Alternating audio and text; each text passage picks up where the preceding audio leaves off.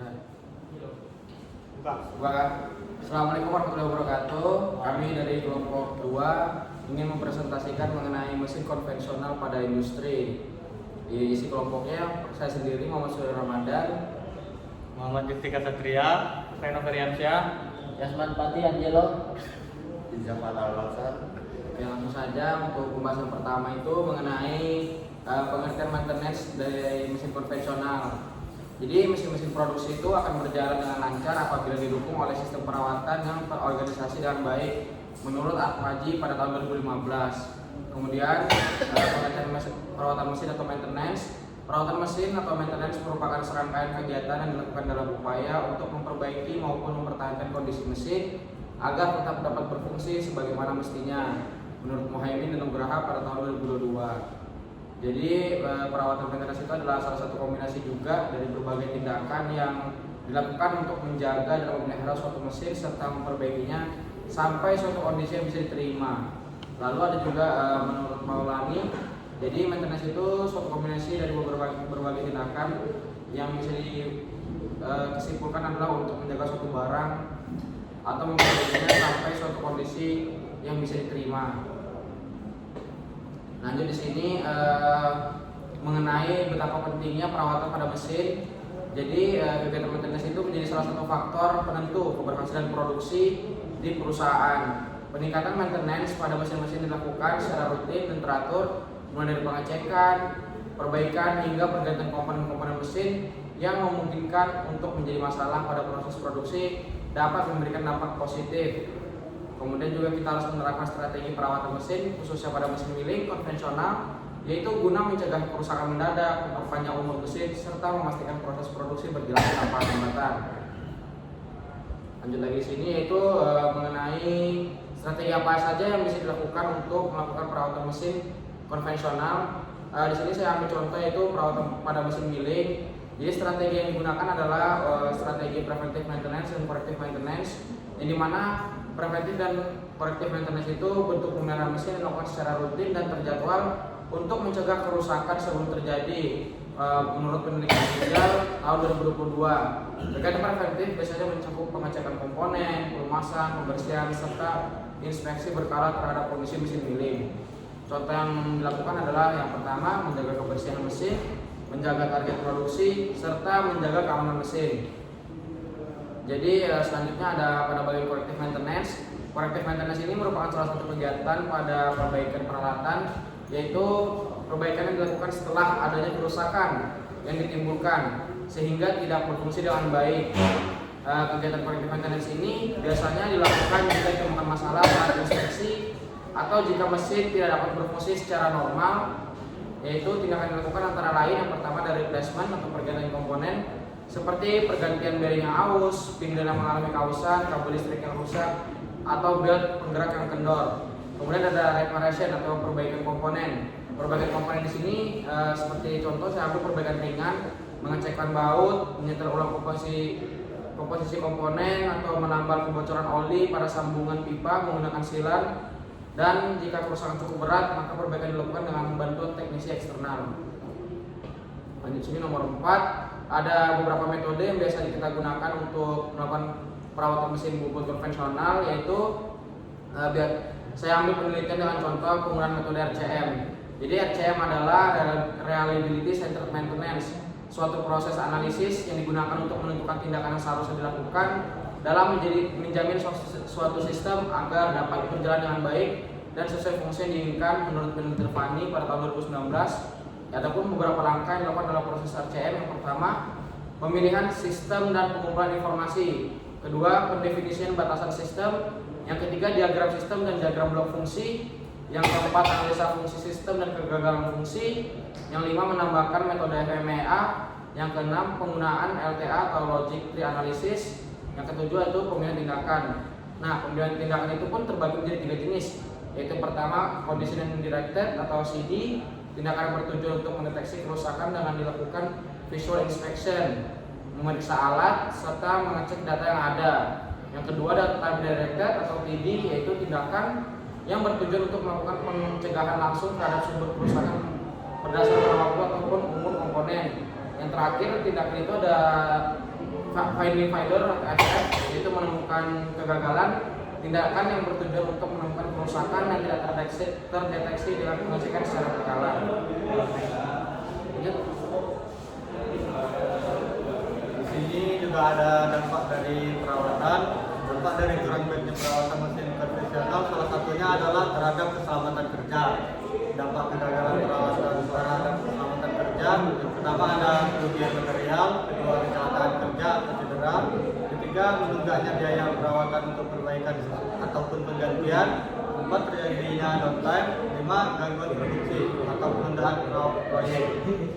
Dan di sini ada alasan mengapa mesin konvensional masih banyak digunakan dalam industri kecil menengah, ialah karena industri kecil menengah atau IKM merupakan bagian yang tidak terpisahkan dari unsur perekonomian Indonesia.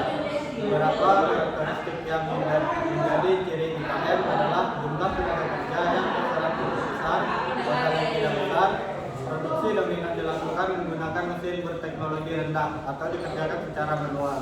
Pemasaran masih bersifat domestik, masih banyak yang belum memiliki izin usaha, dan kualitas yang masih kalah dengan kualitas industri besar. Jadi karena menggunakan mesin konvensional mesin itu dibilang efisien dalam pembiayaan, serta industrinya masih belum memiliki izin usaha dalam ruang lingkup B karena sifat pemasarannya domestik, serta ingin memanfaatkan tenaga kerja yang besar, serta sudah pasti tidak menggunakan modal besar sehingga dananya dapat dialokasikan ke yang lain. Lanjut, di sini berdasarkan jurnal mengenai perbandingan mesin fresh konvensional dan mesin bubut konvensional.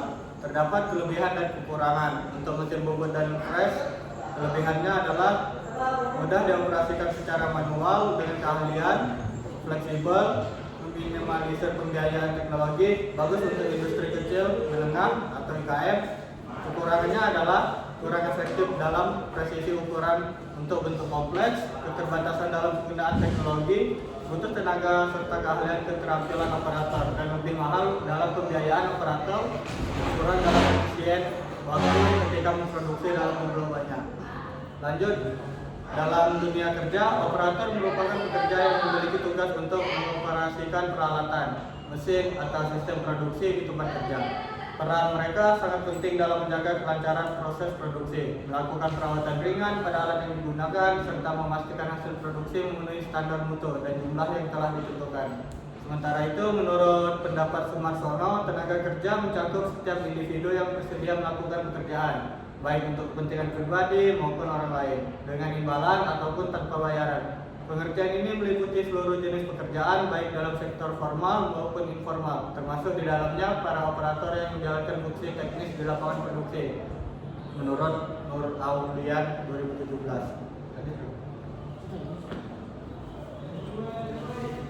Jadi di sini ada beberapa keterampilan yang dibutuhkan oleh operator dalam mengoperasikan mesin konvensional.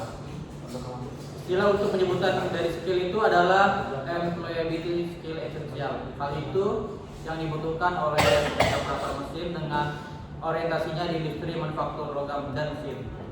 Sebagai langkah instruksional dengan mengidentifikasi dan memverifikasi dari pihak industri agar menemukan indikator employability skill yang dianggap penting dan strategis oleh profil operator mesin, agar lulusan bisa diserap oleh badan industri manufaktur dan logam dan mesin. Nah, ini contohnya ada banyak skill-skill yang harus dimiliki. Saya akan baca beberapa aja. Yang pertama itu dapat membaca standar operasional prosedur atau SOP. Terus yang kedua itu menggunakan alat pelindung diri safety, itu ada banyak, safety suit, airbag, kacamata, terus bertindak jujur dalam bekerja, membaca tata tertib yang berlaku di tempat kerja, dapat membaca gambar teknik mesin, disiplin, dapat membaca hasil pengukuran dari alat ukur mekanik, bekerja dengan tim, bisa membaca deskripsi job, menunjukkan etika yang baik dalam bekerja, menjaga tingkat kehadiran, dan dapat menginformasikan progres pekerjaan operator mesin saat berganti shift. Di sini apa itu pengeboran? Proses pengeboran adalah proses pemesinan yang paling sederhana di antara proses pemesinan menggunakan mesin perkakas lainnya. Nah, biasanya pada workshop maupun bengkel, proses ini itu dinamakan proses bor. Nah, proses bor dimaksudkan sebagai proses pembuatan lubang bulat pada bagian material benda kerja menggunakan alat potong bor. Jadi itu dia ke bawah gini. Dari Wibowo Ibrahim dan Amni tahun 2014. Mesin bor adalah suatu jenis mesin yang memiliki gerakan memutar alat potong atau mata bor yang arah pemakaiannya itu hanya pada sumbu mesin tersebut. Nah, sedangkan proses pengeboran adalah operasi yang menghasilkan lubang berbentuk bulat pada permukaan material benda kerja dengan menggunakan pahat bor atau mata bor berputar dan memiliki fungsi untuk membuat lubang, yaitu drilling, memperbesar lubang, dan disebut boring, maupun membuat lubang bertingkat. Nah, di sini setiap kita ngelakuin kegiatan menggunakan mesin itu ada toleransi ukurannya. Apa sih toleransi itu? Nah, toleransi adalah perbedaan ukuran antara kedua harga batas ukuran atau jarak permukaan atau batas geometri komponen. Setiap komponen perlu didefinisikan suatu ukuran dasar atau basic size, sehingga toleransi zero dapat dinyatakan dengan suatu penyimpangan deviasi terhadap ukuran dasar. Nah, ukuran dasar dinyatakan dengan bilangan bulat, besar, dan tanda positif atau negatif. Penyimpangan dapat diketahui dengan cara mengurangkan ukuran dasar terhadap harga batas yang bersangkutan. Lubang atau disebut hole dan poros atau shaft menunjukkan ruang kosong dan ruang padat yang dibatasi oleh dua bidang siku.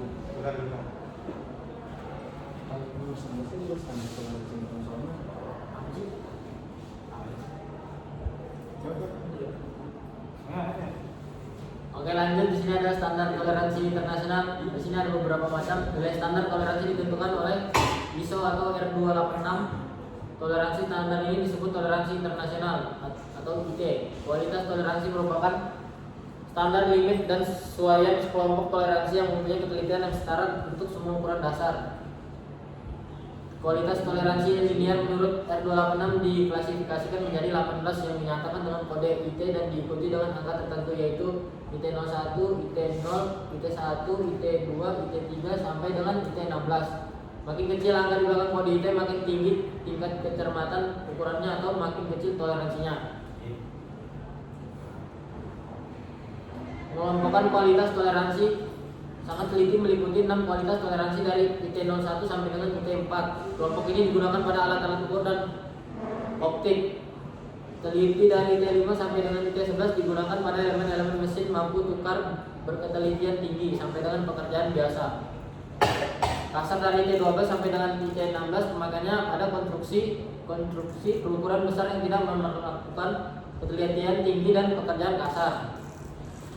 Selanjutnya di sini ada dalam sistem pemeliharaan yang tradisional digunakan sistem pemeliharaan dan perawatan yang tidak berencana pada metode ini dapat mengakibatkan terjadinya suatu kerusakan atau kegagalan daripada alat atau mesin sebelum pemeliharaan dilakukan.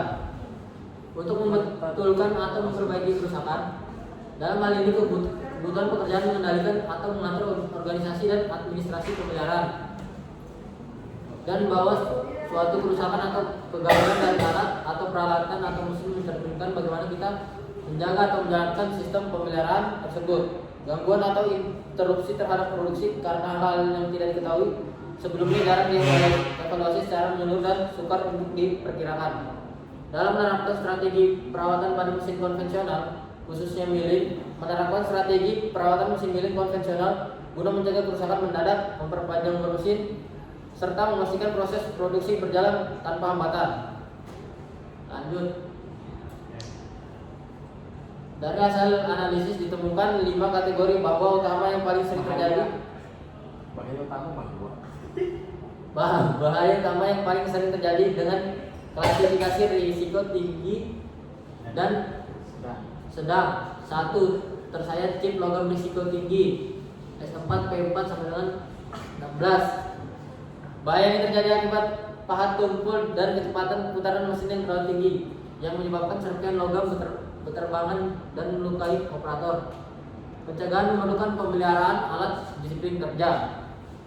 Benda kerja terlempar dari cat risiko tinggi umumnya disebabkan cat yang tidak terkunci dengan benar atau lupa melepas kunci cat. Potensi cedera fatal dapat diminimalkan dengan penggunaan cat autolock dan pelatihan SOP yang ketat. Yang ketiga, Gangguan pendengaran akibat kebisingan mesin risiko tinggi. Kebisingan di atas 85 dB dapat menyebabkan kerusakan pendengaran permanen. Penggunaan penutup telinga dan rotasi kerja menjadi mitigasi penting yang masih belum diterapkan secara maksimal.